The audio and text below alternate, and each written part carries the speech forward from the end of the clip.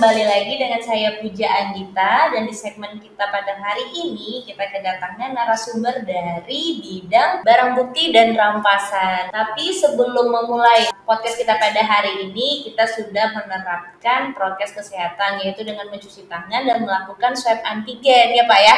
Benar ya, dan hari ini kita kedatangan narasumber langsung dari Kepala Seksi Barang Bukti dan Rampasan, Bapak Dodi. Gimana kabarnya hari ini Bapak? Alhamdulillah semakin sehat. Semakin sehat ya Pak ya, kelihatan dari wajahnya ya Pak ya. Dan juga di sini di sampingnya ada Bang Valenzo ya, sebagai staf di bidang barang bukti dan barang rampasan. Nah, sebelum kita memulai bincang-bincang kita pada hari ini, ada baiknya buat kalian untuk bantu like, comment, share, dan juga subscribe YouTube channel ini. Dan sekarang mau ngobrol-ngobrol nih Pak, barang bukti dan juga rampasan. Sebenarnya untuk barang bukti dan rampasan itu ada nggak sih Pak alurnya? Atau misalnya cara pengambilan, iya, itu alurnya seperti apa sih Pak? Kalau barang bukti itu alurnya dari proses tahap 2, limpahan perkara dan barang bukti perkara, contoh perkara pidum. Perkara pidum itu ada yang namanya B5. B5 kita meneliti jenis-jenis apa barang bukti itu. Terus setelah kita teliti, kalau sudah tahap 2, barang bukti disimpan di gudang barang bukti. Akan tetapi bukan serta-merta barang bukti itu tanggung jawab kasih barang bukti dan barang rampasan, tetapi ada waktu proses sidang penuntutan barang bukti itu memang tanggung jawab kasih barang bukti dan barang rampasan. Kalau sudah putus itu inkrah, itu tanggung jawab jaksa untuk mengeksekusi barang bukti tersebut, dirampas atau dikembalikan kan itu. Atau dimusnahkan. Tapi Pak, kita kan juga lagi di masa pandemi saat ini ya. Nah. Apakah ada kendala dari Bapak sendiri ataupun stafnya dalam pengembalian barang bukti atau bagaimana nih Pak? Kalau kendala paling kita ada sedikit kendala karena proses pandemik ini ya, kayak barang bukti yang dikembalikan, orang kendalanya ya akses waktu kan itu. Tetapi pada umumnya semua tidak ada kendala. Bahkan kita ada program baru, kalau orang itu tidak bisa mengambil barang bukti secara langsung di kantor, kami bisa mengantarkan barang bukti terutama kayak motor ke tempat yang bersangkutan. Tetapi sebelum itu kita sudah komunikasi ya, datanya kayak STNK, KTP kan itu. Dan juga kami ada program baru itu, pakai barcode. Pakai barcode. Jadi kalau misalnya pakai barcode itu di setiap barang bukti yang udah kita simpan, itu kan kalau misalnya kita simpan barang bukti pas tahap 2 itu kita simpannya di gudang barang bukti, atau kalau misalnya pun motor atau mobil kita punya gudang sendiri nih. Jadi kalau misalnya motor itu kita ada gudang motor yang di belakang, yang ada khusus gudang motor untuk lelang, sama gudang motor yang untuk nantinya bakal dikembalikan atau yang belum putus atau yang belum inkrah gitu kan. Terus juga kalau misalnya tempat barang bukti mobil yang di kantor kejaksaan ini, kita juga ada parkir halaman di belakang Pak ya, untuk yang mobil gitu Pak ya. Terus juga itu semuanya kita urus, seperti kayak misalnya kita sarungin gitu kan, kita gembok dan segala macamnya supaya barang bukti motor, mobil itu jadi aman. Dan kalau misalnya, ini sistem barcode-nya belum selesai. Masih panjang. Iya, masih panjang.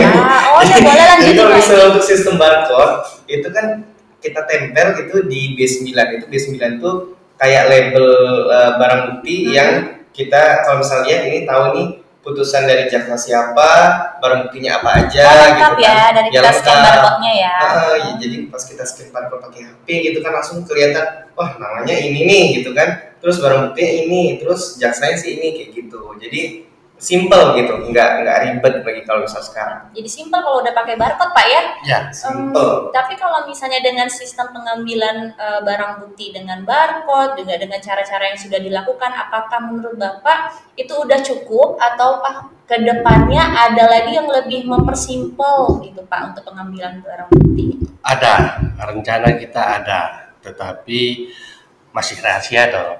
Masih rahasia. Rahasia nih ya Pak ya? Iya, kita nggak boleh kasih tahu. Karena dulu. kita memunculkan untuk barcode dulu. Atau Nah. boleh minta WA Bapak aja dikasih tahu Wah. secara WA? Kasih Pak. Apa ya Pak? Langsung kasih Pak. Oh nggak boleh Pak ya? Masih tetap rahasia Pak ya? Kalau WA nanti ya. Iya. Lanjut. Lanjut ya. Next question. Untuk pengambilan barang bukti nih Pak, saya masih belum paham nih. Misalnya kalau misalnya ada yang mau ngambil barang buktinya, tapi misalnya dia diwakilkan gitu Pak, karena mungkin yang diterangkan namanya si A misalnya nih ya, yang datang si B karena berhalangan si A-nya itu gimana Pak? Apakah boleh ataukah harus dengan menunjukkan KTP atau misalnya gimana? Bapak boleh jelasin? Jadi pengambilan barang bukti kalau orangnya tidak datang cukup dengan surat kuasa. Surat kuasa yang diberikan dari pemilik motor, seandainya motor, kepada orang yang mengambil. Nah, cukup dengan bawa STNK, surat kuasa tadi ke bagian depan yaitu PTSP, nanti PTSP memberikan formulir diisi dari yang bersangkutan, dan petugas PTSP akan memberitahu kepada jaksa yang bersangkutan bahwa sepeda motor atas nama si A mau mengambil. Tapi ingat, kami Jaksa Negeri Sabangun tidak pernah meminta biaya untuk pengambilan atau pengembalian. Jadi bebas biaya Pak ya? Bebas biaya. Iya. Jadi zero fee. Jadi Zero fee, cost. iya benar, zero cost juga. Untuk surat kuasanya nih Pak, apakah hanya dari misalnya tadi kan si A nih ya, Iya. berhalangan terus si B yang mewakilkan. Iya. Surat kuasanya itu dari si A yang menuliskan langsung atau dari kejaksaan sendiri sudah memberikan format bentuk surat kuasanya Nah, jadi Pak? kalau misalnya itu saya bantu jawab. Kalau misalnya surat kuasa itu bisa dari pihak yang bersangkutan langsung untuk menulis keterangan dia bahwa dia itu dari pihak pertama menyerahkan ke pihak kedua untuk mengambil kayak gitu kan. Nah, jadi dengan tanda tangan atau tanda bukti di atas materi 6.000 ya Pak ya gitu ya. 10.000. Di materi 10.000 Iya. untuk penandatanganan surat kuasa dari pihak pertama gitu supaya lebih jelas kayak gitu kan. Jadi bisa dari pihak yang bersangkutan, dari tersangka yang langsung, atau bisa juga dari kita kasih format dari sini kalau misalnya dia emang nggak tahu gitu kan tentang surat kuasa atau yang mewakilkan. Untuk menambahkan sedikit, masalah surat kuasa itu bukan dari Kejari Sarangun yang membuatkan, tapi dari orang tersebut yang membuatnya karena ditujukan untuk si pemberi kuasa. Iya. Itu. Nah, dan juga penerima kuasa bawa ke sini suratnya. Kan itu. Untuk mengenai barang bukti ini Pak, saya cukup penasaran nih Pak ya, karena barang bukti ini kan yang pertama ada yang dikembalikan, ada juga yang lelang, ada iya. juga yang dimusnahkan. Nah itu gimana sih Pak? Kenapa ada yang bisa dikembalikan, ada yang bisa dimusnahkan, atau yang dilelang? Atau dan juga ada yang dirampas untuk negara. Nah iya, jadinya ada 4 ya. Sama baik. Sama Lelang dengan aja. Jatuhnya Pak, maksudnya lelang jatuh. sama dirampas untuk negara itu sama. Iya, jatuhnya itu atau gitu maksudnya teman-teman sekalian itu maksudnya maksud dari jawaban saya itu atau Iya. yang dilelang atau yang dirampas untuk negara gitu. Jadi gini, kalau barang yang dikembalikan yaitu barang yang masih mempunyai nilai ekonomis dan juga barang ini milik korban atau tidak menyangkut dengan tindak pidana, karena itu berdasarkan dengan putusan hakim. Nah, kalau barang ini dimusnahkan, berarti barang ini salah satunya menyangkut perkara tindak pidana, salah satunya kayak narkoba, sajam, terus undang-undang darurat, kan itu, yaitu salah satunya senjata api, kan itu. Untuk pemusnahannya kita 6 bulan sekali, tergantung banyak dikitnya barang rampasan dalam setahun. Tetapi selaku kasih barang bukti dan barang rampasan, ya barang bukti ini kalau yang dirampas 6 bulan sekali. Karena mengurangi risiko menumpuknya barang yang dirampas. Untuk barang lelang ini barang yang sudah ingkrah dan diputus dirampas untuk negara dari putusan pengadilan. Bagaimana tata caranya? Kita mengajukan permohonan lelang untuk ke KPKNL. Dari KPKNL nanti akan turun tim untuk menilai barang rampasan tersebut. Setelah mereka turun, barang dinilai, barulah tafsir harga keluar. Kapan waktunya kita belum tahu karena jadwalnya ditentukan oleh KPKNL untuk pelaksanaan lelang. Lelang ini terbuka untuk umum. Terbuka untuk umum, siapapun bisa beli. Siapapun bisa beli ya. Jadi dari ujung, dari Aceh, mau dari Papua, mau datang Serlangcon untuk mau beli barang itu, mobil atau misalnya gitu kan, itu bisa langsung ke sini. Kalau terbuka untuk umum Pak, supaya umum juga mengetahui kalau ada barang yang dilelang itu seperti apa Pak? Kita umumkan di media sosial, salah satunya koran. Atau ya Facebook, Instagram. Cuma yang lebih dominan kita lewat koran. Iya, tetapi kita secara online kalau lebih nilainya itu minimal 35 juta, lebih di atas 35 juta itu online.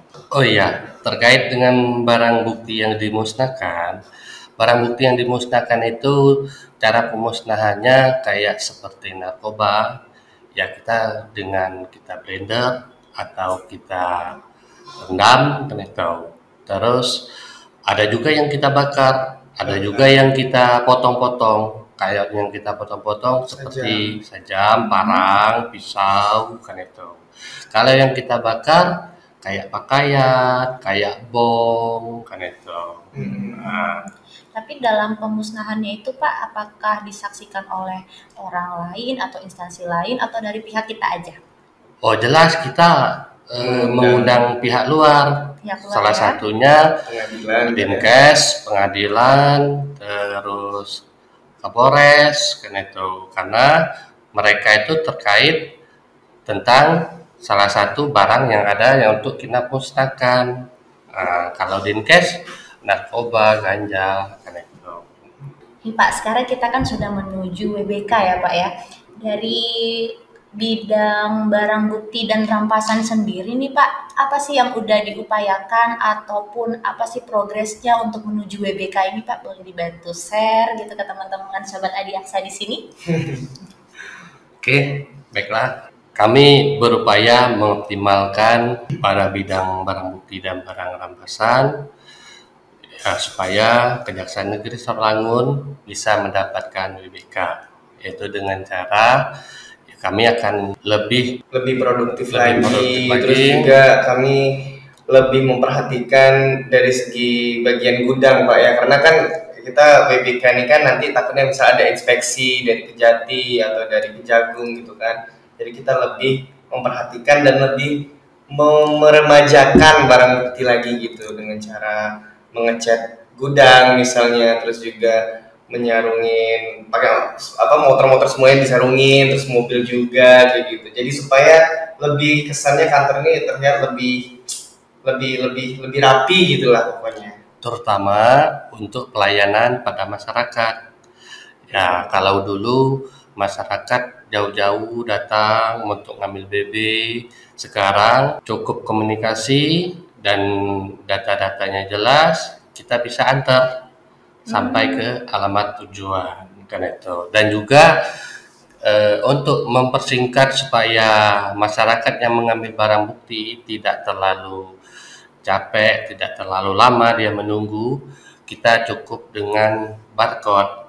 Jadi sistem barcode-nya itu tinggal klik melalui handphone karena Iya. sekarang udah canggih Canggih, kan Pak, gitu. ya. Sekali. Jadi mempermudah juga untuk pengambilan barang Iya, bukti ya Pak ya. betul. Jadi dengan kita mengharapkan predikat wilayah bebas korupsi juga penyampaian Bapak dan juga Bang Valenzo di sini kita udah menerapkan nilai anti korupsi nih Pak ya. Iya, Karena kita jelas. juga bisa bekerja dengan sungguh-sungguh, tidak Iya. benar-benar mengoptimalkan ya, tidak ada korupsi waktu, korupsi lainnya. Jadi Korupsi benar-benar waktu, nilai korupsi nilai anti korupsi lain. sangat Jadi kita diterapkan di sini ya Pak ya. Tolak gratifikasi. Iya, Jadi benar lebih banget. tepatnya gitu. Tapi saya agak tersinggung nih Pak, mohon Ya. maaf sebelumnya. Ini kan saudara ini kan juga YouTuber nih Pak. Ya, Dan tadi iya. saya juga banyak bertanya. Hmm. Saya mau Valenzo sebelum penutupan Waduh, boleh apa dong nih? share gimana sih pengambilan barang bukti ataupun tentang kejari kita sendiri itu bisa kita lihat di sosial media Oh, gitu. gitu. Boleh dong dipromosiin. Oke, boleh. Jadi untuk yang alur pengambilan barang bukti dikit. Ya, jadi kalau misalnya pengambilan barang bukti itu, jadi kalau misalnya orang yang datang ke kantor gitu kan, itu cukup tinggal kasih KTP doang karena di situ udah ada tanda pengenalnya gitu kan. Nah, terus juga nanti bakal dibuatkan BA20-nya untuk pengembalian.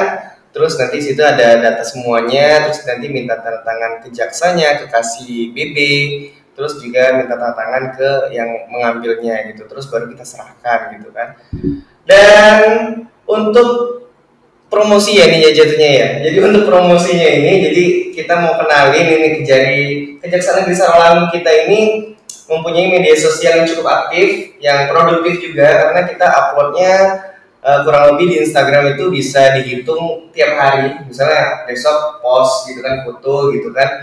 Terus juga kita bakal mengaktifkan kembali YouTube Kejaksaan Negeri Sarawangun, di mana kita mengaktifkannya itu dengan cara kita mengupload video-video podcast ini gitu kan. Jadi di link description di bawah itu udah ditulis ada sosial medianya dari Facebook, dari Twitter, YouTube, Instagram. Jadi kalian tinggal follow dan ikutin aja gitu kalau misalnya kalian ada yang mau kalian tahu gitu. Nah, jadi kalau misalnya kalian ada mau pertanyaan yang ditanyain nih, misalnya ada yang belum jelas tentang barang bukti atau kalian mau bertanya tentang foksi yang lain tentang misalnya pidana umum, pitsus, pidana khusus, intel dan segala macamnya, silakan tulis komentar di bawah untuk video selanjutnya. Ini misalnya ini dong, selanjutnya pitsus dong, selanjutnya intel dong kayak gitu. Atau misalnya ada pertanyaan, silakan tulis komentar di bawah, ntar bakal dijawabin gitu ya. Pengen akhiri tapi rasanya kayak pengen belum puas gitu Pak Kayak ya, belum kita puas, kayak ngobrol-ngobrolnya. pengen Tapi gitu, segmennya Pak, ya. udah selesai ini. Jadi Oh iya, tadi yang cukup banget nih hari ini. nomor WhatsApp tadi di belakang kan sudah selesai. Tadi kita dari sini sih Pak ya, Iya. udah barcode. Oh, barcode. Kan tadi udah pakai barcode, udah Oh, iya, diajarin iya, sama iya, bapaknya. iya. Jadi WA-nya juga cukup barcode aja ya Pak ya. Oke. Jadi cukup sekian nih Sobat Adiaksa buat segmen hari ini. Terima kasih banyak buat Bapak Kasih Bebe dan juga Bang Valenzo, terima kasih Iya, buat sama-sama. waktunya. Maaf mengganggu ya Pak ya. Ya. Terima kasih buat infonya. Jadi teman-teman juga udah pada tahu bagaimana alur kita mengambil barang bukti ya Bang ya. Iya, benar sekali. Jadi buat teman-teman jangan lupa untuk like, comment, lanjutkan Share dan subscribe. Sampai jumpa. Sampai jumpa, dadah.